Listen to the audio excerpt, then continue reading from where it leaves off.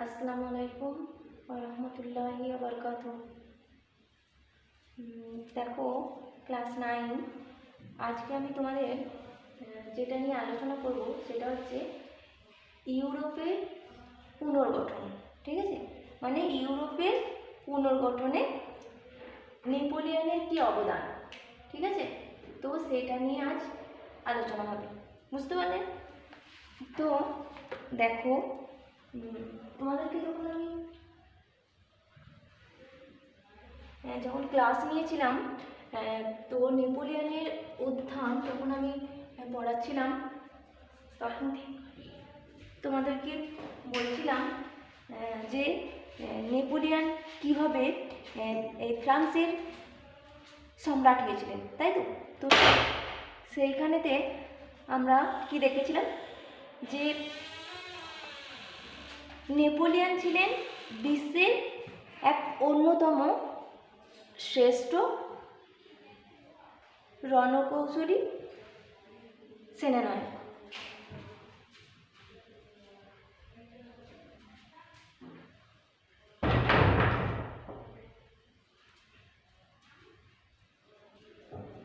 বুঝতে পারলে? তো এই ডাইরেক্টরি যে শাসন, সেই শাসনের এক সংকটময় কালে তিনি ফ্রান্সের শত্রু প্রথম ইউরোপীয় শক্তিজোটের বিরুদ্ধে ইতালিতে তিনি যুদ্ধযাত্রা করেন এবং সেইখানে বিভিন্ন রাজ্য জয়ের পর 1797 খ্রিস্টাব্দে তিনি অস্ট্রিয়াকে পরাজিত করেন এবং সে অস্ট্রিয়ার সাথে এক সন্ধি স্বাক্ষর করেন, যেটার নাম হচ্ছে ক্যাম্পো ফর্মিও সন্ধি।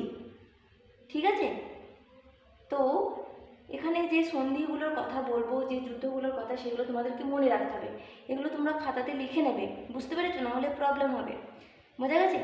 তো আমি কি বললাম যে ডাইরেক্টরি শাসনের এক সংকটময় কালে তিনি ফ্রান্সের শত্রু তো প্রথম ইউরোপীয় শক্তিজোটের বিরুদ্ধে ইটালিতে তিনি কি করেছিলেন? যুদ্ধযাত্রা করেন এবং সেইখানে বিভিন্ন রাজ্য জয়ের পর 1797 খ্রিস্টাব্দে তিনি অস্ট্রিয়াকে ক্যাম্পো ফর্মিও সন্ধি স্বাক্ষরে বাধ্য করেন। তার মানে দেখো, এখানে মনে রাখবে, এই যে বললাম প্রথম ইউরোপীয় শক্তি জোট, তাই তো। তো তাহলে এখানে তোমাদেরকে বলে দিই, তোমরা এটা হয়তো জানো, তাও আমি একবার বলছি যে প্রথম ইউরোপীয় যে শক্তি জোট সেটা কাদের মধ্যে হয়েছিল। ঠিক আছে, তো দেখো, প্রথম ইউরোপীয় যে শক্তি জোট সেটা কাদের মধ্যে হয়েছিল? দেখো,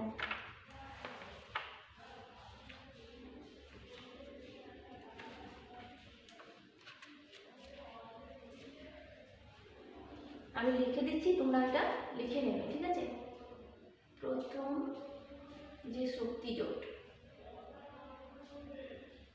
4টা শক্তি জোট গঠন হয়েছিল। ঠিক আছে, এই 4টাই তোমাদেরকে মনে রাখতে হবে, বুঝতে পারলে? তো প্রথম শক্তি জোট যেটা, হ্যাঁ, সেটা হচ্ছে কি না, এখানে তো একটা কথা বলি, এই যে 4টা শক্তি জোট, সেটা এই 4টা শক্তি জোটই হচ্ছে কিন্তু ফ্রান্স বিরোধী। ঠিক আছে, ফ্রান্স তথা নেপোলিয়ন বিরোধী।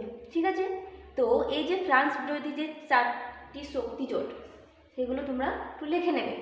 দেখো, আমি প্রথমেই যেটা আসছি যে ফ্রান্স বিরোধী প্রথম শক্তি জোট যেটা, সেটা হচ্ছে কি না, এই ফ্রান্সের বিপ্লবী যে আইনসভা, তোমরা যখন ফরাসি বিপ্লব পড়েছো তখন সেখানে নিশ্চয়ই জেনেছো, মানে তোমার ফরাসি বিপ্লব ওই চ্যাপ্টারটা পড়াকালীন নিশ্চয়ই তোমরা জেনেছো। তাও আমি একবার বলছি যে ফ্রান্সের যে বিপ্লবী আইনসভা, তো সেই বিপ্লবী আইনসভা রাজা সরস্রুয়ের প্রাণদণ্ড দিলে ইউরোপের রাজতন্ত্রগুলি এর বিরোধিতা করে।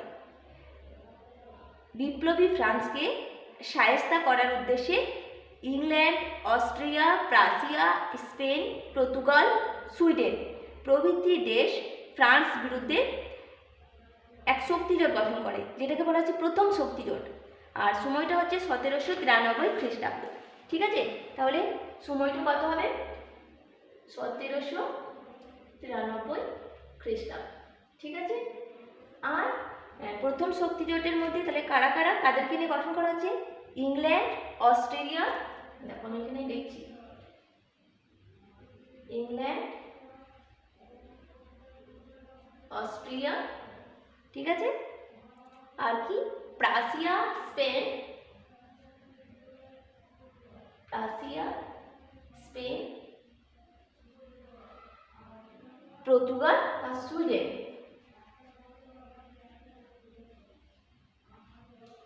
পর্তুগাল আর হচ্ছে সুইডেন। ঠিক আছে, তাহলে কি কি বললাম? যে England, Austria, Prussia, Spain, Portugal আর সুইডেন। তো এই দেশগুলো ফ্রান্সের বিরুদ্ধে এই 1793 খ্রিস্টাব্দে কি গঠন করছে? প্রথম শক্তি জোট। ক্লিয়ার হলো? এটা হলো ফ্রান্স বিরোধী প্রথম শক্তি জোট। ঠিক আছে, তো দেখো এই যে বললাম যে এই ফ্রান্সের বিরুদ্ধে প্রথম ইউরোপীয় যে শক্তি জোট, তার মানে এই প্রথম শক্তি জোটের কথা বলছি। তো এর বিরুদ্ধে ইতালিতে যুদ্ধযাত্রা করেন কে?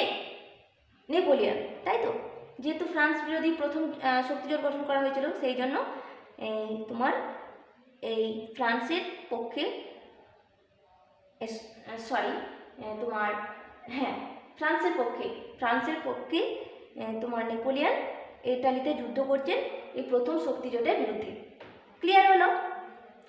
তো এইখানেতেই আমরা দেখতে পাচ্ছি যে বিভিন্ন রাজ্য জয়ের পর 1797 খ্রিস্টাব্দে, কত খ্রিস্টাব্দে বললাম? 1797। ঠিক আছে, 1797 খ্রিস্টাব্দে নেপোলিয়ন অস্ট্রিয়াকে পরাজিত করেন এবং অস্ট্রিয়ার সঙ্গে এক সন্ধি স্বাক্ষর করেন। তার মানে 1793 খ্রিস্টাব্দে নেপোলিয়ন কি করছে? অস্ট্রিয়ার সঙ্গে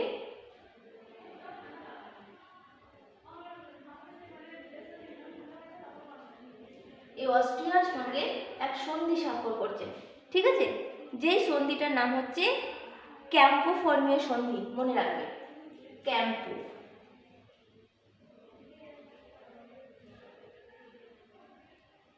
ফর্মিও সন্ধি। তাহলে ক্লিয়ার হলো? নেপোলিয়নের সঙ্গে অস্ট্রিয়ার যে সন্ধি হচ্ছে সেই সন্ধিটার নাম হচ্ছে ক্যাম্পো ফর্মিও সন্ধি এবং সেটা হচ্ছে 1797 খ্রিস্টাব্দে। ঠিক আছে, এরপর দেখো মিশরে নীল নদের যুদ্ধে ব্যর্থ হওয়ার পর তিনি ফ্রান্সে প্রত্যাবর্তন করেন এবং এই দুর্নীতিগ্রস্ত ডাইরেক্টরি শাসন ব্যবস্থাকে ক্ষমতাচ্যুত করে কনসুলেটের শাসনের সূচনা করেন। আর কনসুলেটের শাসনের সূচনা হয়েছিল কত? 1799 খ্রিস্টাব্দে। এটা আমরা আগেই জেনেছি, তাই তো? তো দেখো এই যে কনসুলেটের শাসন শুরু হচ্ছে 1799 খ্রিস্টাব্দে। তো এই সময়ে ব্রিটেন, অস্ট্রেলিয়া ও রাশিয়াকে নিয়ে গঠিত হচ্ছে দ্বিতীয় শক্তি জোট ফ্রান্সের বিরুদ্ধে। ঠিক আছে, তাহলে কি বললাম? যে ফ্রান্স বিরোধী দ্বিতীয় শক্তি জোট গঠন হচ্ছে। এই মিশরের নীল নদের যুদ্ধে ব্যর্থতার পর নেপোলিয়ন কি করছেন? ফ্রান্সে প্রত্যাবর্তন করছেন এবং দুর্নীতিগ্রস্ত যে ডাইরেক্টরি শাসন ব্যবস্থা সেইটার অবসান ঘটিয়ে তিনি ফ্রান্সে কি করছেন? কনসুলেটের শাসন প্রতিষ্ঠা করছেন এবং সেই সময়টা হচ্ছে 1799, তাই তো? তো এই সময়ে কি হচ্ছে না, দেখো এখানেতে আমরা দেখতে পাচ্ছি যে ব্রিটেন, অস্ট্রেলিয়া, রাশিয়া, ঠিক আছে, আর এর সঙ্গে আর একজনও যুক্ত হয়েছিল যেটা হচ্ছে তোমার পর্তুগাল। মনে রাখবে, ঠিক আছে? তো এদেরকে নিয়ে এক শক্তিজোট গঠন করা হচ্ছে যেটাকে আমরা বলছি কি দ্বিতীয় শক্তিজোট। আর এটাও ছিল ফ্রান্স বিরোধী। ঠিক আছে, তো প্রথমে আমি যেটা বললাম ওটা প্রথম শক্তিজোট। তোমাদেরকে মনে রাখতে হবে ফ্রান্স বিরোধী 4টা শক্তিজোট গঠন করা হয়েছিল। ঠিক আছে, আমি প্রথমটা বললাম, তাহলে এটা হচ্ছে দ্বিতীয়। ঠিক আছে, দ্বিতীয় শক্তিজোট। দেখো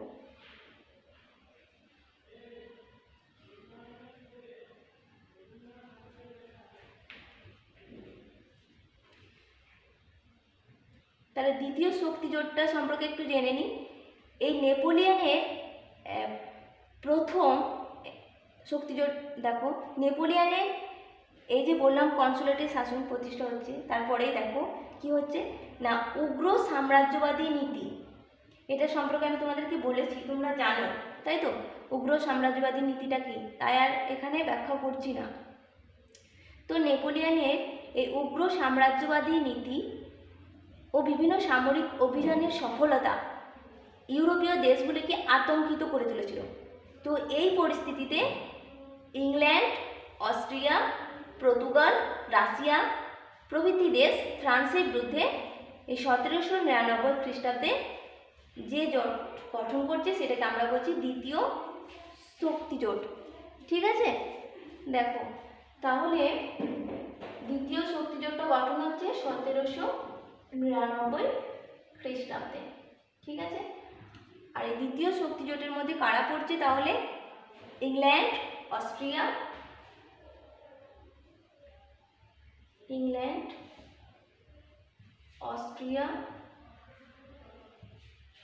আর কি পড়ছি? Portugal, Russia. ঠিক আছে, পর্তুগাল আর রাশিয়া। তাহলে কি কি বললাম? England, Austria, Portugal, Russia. তো এই দেশগুলো ফ্রান্সের বিরুদ্ধে যে শক্তিজোট গঠন করছে সেটাকে আমরা বলছি দ্বিতীয় শক্তিজোট। ঠিক আছে, আর এটার সময় হচ্ছে 1799 খ্রিস্টাব্দ। ঠিক আছে, তো এই প্রথম কনসার্ট নেপোলিয়ন প্রথমে কি করলেন না তার কূটনীতির সাহায্যে তিনি রাশিয়ার যে জার এই সময় ছিলেন তার নাম হচ্ছে পল। ঠিক আছে, রাশিয়ার জার হচ্ছে কে? পল। তো এই রাশিয়ার জার পলকে এই শক্তিজোট থেকে, এই যে শক্তিজোট গঠন করেছিল ইংল্যান্ড, অস্ট্রিয়া, পর্তুগাল এবং রাশিয়া, এরা একত্রিত হয়ে যে শক্তিজোট গঠন করছে অর্থাৎ এই যে দ্বিতীয় শক্তিজোট, তো এখান থেকে এই শক্তিজোট থেকে বিচ্ছিন্ন করতে সক্ষম হন নেপোলিয়ন প্রথমেই। ঠিক আছে, তার মানে প্রথমেই তিনি কি করছেন, রাশিয়ার যিনি জার অর্থাৎ পল তাকে তিনি এই দ্বিতীয় শক্তিজোট থেকে বিচ্ছিন্ন করে দিচ্ছেন। তারপর তিনি কি করছেন না এই অস্ট্রিয়ার বিরুদ্ধে তিনি অগ্রসর হচ্ছেন এবং অস্ট্রিয়ার সঙ্গে দুটো যুদ্ধ হচ্ছে 1800 খ্রিস্টাব্দে। একটা হচ্ছে ম্যারেঙ্গো আর একটা হচ্ছে হোডেনলিন্ডের যুদ্ধ। তো এই দুই যুদ্ধে অস্ট্রিয়া পরাজিত হচ্ছে এবং অস্ট্রিয়া পরাজিত হয়ে 1801 খ্রিস্টাব্দে নেপোলিয়নের সঙ্গে এক সন্ধি স্বাক্ষর করছে, যেই সন্ধিটার নাম হচ্ছে লুনভিলের সন্ধি। কি বললাম যে 1801 খ্রিস্টাব্দে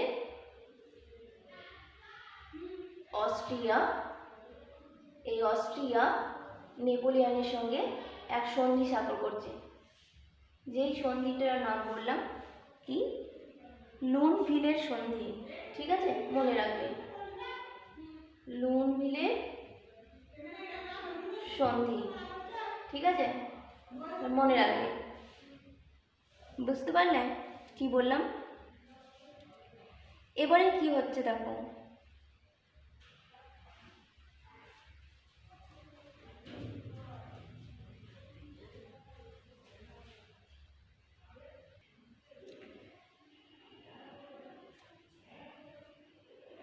এই ইংল্যান্ডের পক্ষে এককভাবে যুদ্ধ চালানো সম্ভব ছিল না, তাই ব্রিটিশ সরকার এরকম পরিস্থিতিতে ফ্রান্সের সঙ্গে এক সন্ধি করেন, যে সন্ধিটার নাম হচ্ছে অ্যামিয়েন্সের সন্ধি। কি নাম বললাম? অ্যামিয়েন্সের সন্ধি। ঠিক আছে, যে সন্ধিটা স্বাক্ষরিত হয়েছিল 1802 খ্রিস্টাব্দে এবং এই সন্ধির মাধ্যমে ফ্রান্সের সঙ্গে শান্তি প্রতিষ্ঠা করে ব্রিটিশ সরকার। তো এইভাবে এখানেতে আমরা দেখতে পাচ্ছি যে দ্বিতীয় শক্তিজোটের কি হচ্ছে না অবসান ঘটছে। বুঝতে পারলে? তাহলে মনে রাখবে এই দ্বিতীয় শক্তিজোটটা ভেঙে যাচ্ছে এই তোমার 1802 খ্রিস্টাব্দে, তাই না? এর অবসান ঘটছে, এটা মনে রাখবে, ঠিক আছে?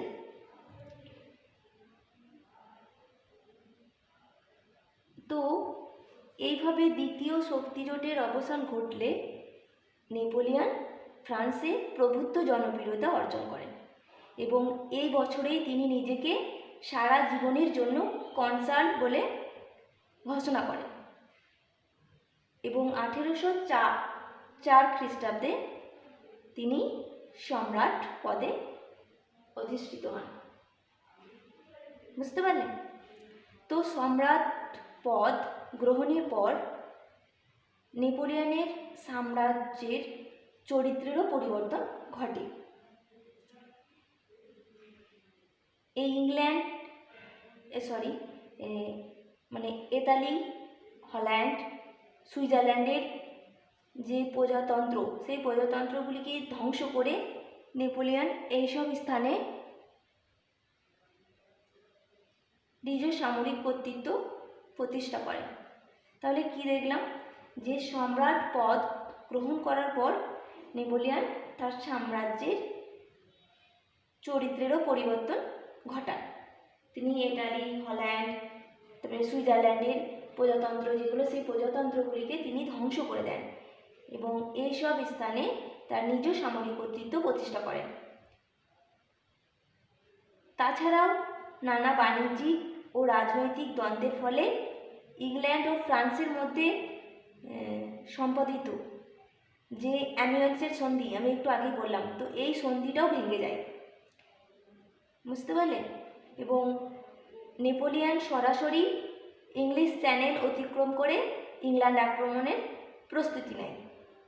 তো এইরকম অবস্থায় অস্ট্রিয়া, রাশিয়া, সুইডেনকে নিয়ে ইংল্যান্ড ফ্রান্স বিরোধী এক শক্তিজোট গঠন করছে, যেটা হচ্ছে তৃতীয় শক্তিজোট।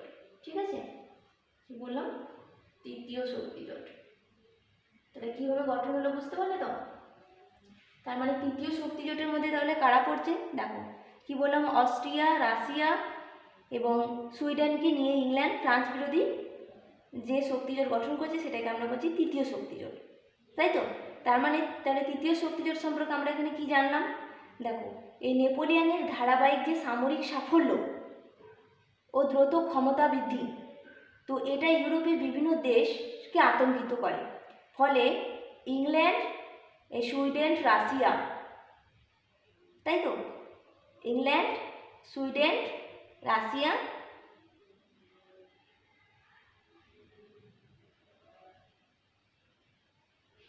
হ্যাঁ, আর অস্ট্রিয়া, ঠিক আছে? তো এরা যে শক্তিজোটটা গঠন করছে সেটাকে আমরা বলছি তৃতীয় শক্তিজোট। আর এর সময়টা মনে রাখবে 1804 থেকে 5, ঠিক আছে? 1804 থেকে 5, বুঝতে পারলে? খ্রিস্টাব্দ, এই সময়টা হচ্ছে তৃতীয় শক্তিজোটের সময়। আর কে কে সেটা বুঝতে পারলে, ঠিক আছে? এটা মনে রাখবে যে অস্ট্রিয়া, রাশিয়া, সুইডেনকে নিয়ে ইংল্যান্ড ফ্রান্স বিরোধী তৃতীয় শক্তিজোট গঠন করছে। তার মানে তৃতীয় শক্তিজোটের মধ্যে অস্ট্রিয়া, রাশিয়া আর সুইডেন, ইংল্যান্ড এরা পড়ছে, ঠিক আছে? তো এই শক্তিজোট কিছু করার আগে নেপোলিয়ন হঠাৎ অস্ট্রিয়ার উপর আক্রমণ হানে এবং অস্ট্রিয়ার সঙ্গে এক যুদ্ধ হয়, যে যুদ্ধটার নাম হচ্ছে উলমের যুদ্ধ। মনে রাখবে, উলমের যুদ্ধ। তার মানে এটা নেপোলিয়নের সঙ্গে কার হচ্ছে? অস্ট্রিয়ার, ঠিক আছে? আর এই যুদ্ধটা হচ্ছে তোমার 1805 খ্রিস্টাব্দে, ঠিক আছে? 1805 খ্রিস্টাব্দে, বুঝতে পারলাম? তো এই যুদ্ধে অস্ট্রিয়া পরাস্ত হয়।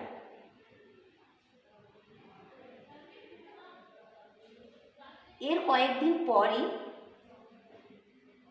ইংরেজ সেনাপতি যার নাম হচ্ছে নেলসন, মনে রাখবে, ইংরেজ সেনাপতি যার নাম হচ্ছে নেলসন, তো সেই নেলসনের সঙ্গে এই ফরাসি নৌবাহিনীর এক যুদ্ধ হয় নেপোলিয়নের সঙ্গে। তার মানে বুঝতে পারলে তো? তার মানে যে যুদ্ধটাকে আমরা এখানে বলবো ট্রাফালগারের যুদ্ধ। ঠিক আছে, মনে রাখবে ইংরেজ সেনাপতি কি নাম? নেলসন। ঠিক আছে, এই নেলসনের সঙ্গে কার হচ্ছে? নেপোলিয়নের তথা ফ্রান্সের, তাই তো? নেপোলিয়ন তথা ফ্রান্সের। তাহলে যে যুদ্ধটা হচ্ছে সেটা হচ্ছে তোমার 1805 খ্রিস্টাব্দে। ঠিক আছে, যে যুদ্ধটা হচ্ছে সেই যুদ্ধটার নাম কি? ট্রাফালগারের যুদ্ধ। ট্রাফালগারের যুদ্ধ।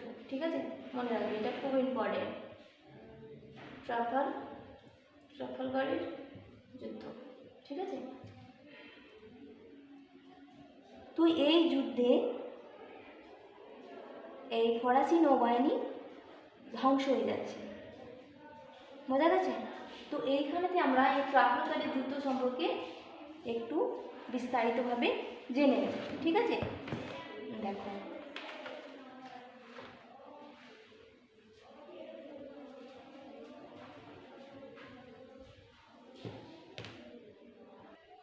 তাহলে এখানে আমরা কি দেখতে পাচ্ছি? দেখো, ট্রাফালগারের যুদ্ধ মানে তার কারণটা কি? দেখো, এটা যদি একটু ভালোভাবে বলি তাহলে কি বলবো? এই যে অ্যামিয়েন্সের সন্ধি হলো না 1802 খ্রিস্টাব্দে, তো এই সন্ধিটার পর এই ফ্রান্স আর ইংল্যান্ডের মধ্যে সম্পর্কের অবনতি ঘটে এবং উভয় পক্ষের মধ্যে এক যুদ্ধ হচ্ছে 1805 খ্রিস্টাব্দে, তাই তো? যেটা হচ্ছে ট্রাফালগারের যুদ্ধ বলছি আমরা। তো এই যুদ্ধের বিভিন্ন কারণ ছিল, যেমন একটা আমরা বলতে পারি এই যে 1802 খ্রিস্টাব্দে এই যে অ্যামিয়েন্সের সন্ধি হচ্ছে, তো এই সন্ধির শর্তে এই একটা দ্বীপ যেটার নাম হচ্ছে মাল্টা দ্বীপ, তো সেই দ্বীপ ইংল্যান্ডের ছাড়ার কথা ছিল। তো ইংল্যান্ডের ছাড়ার কথা থাকলেও ইংল্যান্ড কিন্তু তা ছাড়তে অস্বীকার করে। আর কি না, ইংল্যান্ড এই যে মাল্টা দ্বীপ সেটা না ছাড়ায় নেপোলিয়নও জার্মানিতে ব্রিটিশ রাজ্যের যে সম্পত্তিগুলো ছিল সেই সম্পত্তির উপর সেনার নজরদারি শুরু করে। তার মানে অ্যামিয়েন্সের সন্ধি একটা নজরদারি, এগুলো হচ্ছে সবই ট্রাফালগারের যুদ্ধের কারণ। তারপরে হচ্ছে ফরাসি জাহাজ আক্রমণ, এই যে ইংল্যান্ডের নৌবাহিনী বারবার ফরাসি বাণিজ্য জাহাজগুলি আক্রমণ করতে থাকে, তো এর প্রতিশোধ নেওয়ার উদ্দেশ্যে নেপোলিয়ন ফ্রান্সের ভ্রমণকারী প্রায় 1000 ইংরেজকে বন্দি করে। বুঝতে পেরেছ? তো এই ফরাসি জাহাজ আক্রমণ এটাও। তারপরে হচ্ছে তোমার অপপ্রচার, যেমন ইংল্যান্ডের সংবাদপত্রগুলিতে নেপোলিয়নের বিরুদ্ধে তোমার ধারাবাহিকভাবে অপপ্রচার চালানো হয়, ফলে নেপোলিয়ন ক্রুদ্ধ হন এবং উভয় শক্তির মধ্যে বিরোধ আরও বেড়ে যায়।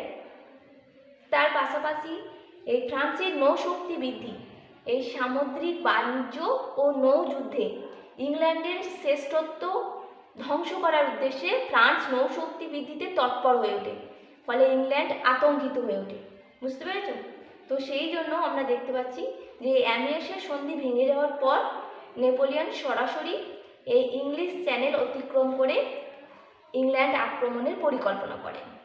তো এই নেপোলিয়ন এই ইংলিশ চ্যানেল ও উত্তর সাগরের তীরে প্রায় 2 লক্ষাধিক সেনা সমাবেশ করেন, কিন্তু তার এই যে পরিকল্পনা, এই পরিকল্পনাটা বাস্তবায়িত করার আগেই তোমার ট্রাফালগারের যুদ্ধ সংঘটিত হয়ে যায়। বুঝতে পারলে? এখানে একটা কথা বলি, এটা মনে রাখবে যে ট্রাফালগারের নৌযুদ্ধে ফরাসি নৌশক্তির সঙ্গে স্পেনের নৌবহরও যুক্ত ছিল, সেই জন্য উভয় নৌবহর ইংল্যান্ডের আক্রমণে সম্পূর্ণ ধ্বংস হয়ে যায়। আর এই ট্রাফালগারের নৌযুদ্ধে নেপোলিয়নের যে পরাজয়, এই পরাজয়টাই ছিল নেপোলিয়নের পতনের প্রথম ধাপ। এটা মনে রাখবে, নেপোলিয়নের পতনের কারণগুলো যখন ব্যাখ্যা করব তখন বলা হবে, বুঝতে পারবে।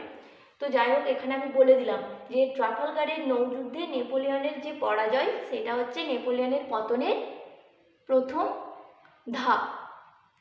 বুঝতে পারলে? এবার দেখো, এই যে বললাম ট্রাফালগারের যুদ্ধ, তাহলে এই যুদ্ধের কি গুরুত্ব? ঠিক আছে, তাহলে কি বলবে?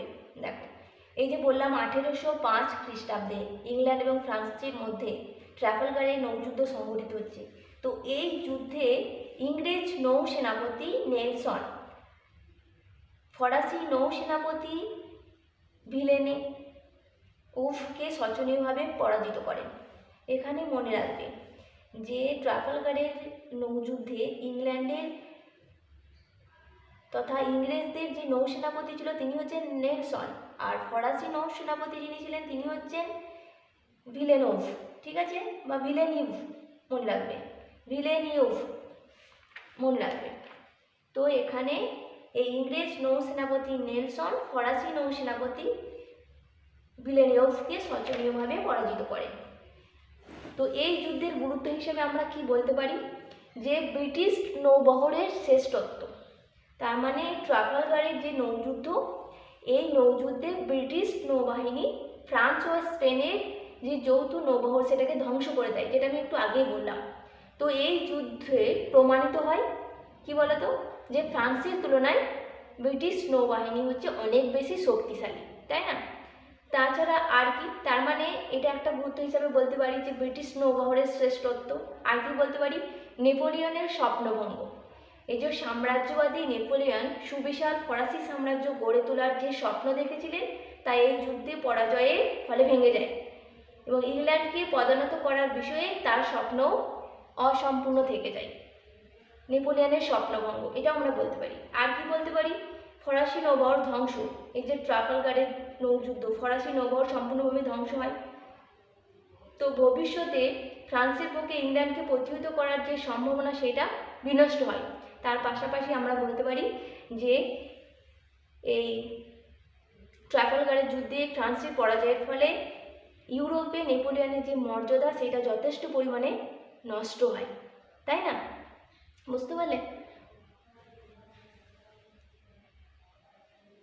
তো এটা গেল ট্রাফালগারের যুদ্ধ। তাহলে ট্রাফালগারের যুদ্ধে সংগঠিত হওয়ার কারণ আর এর কী গুরুত্ব বুঝতে পারলে তো?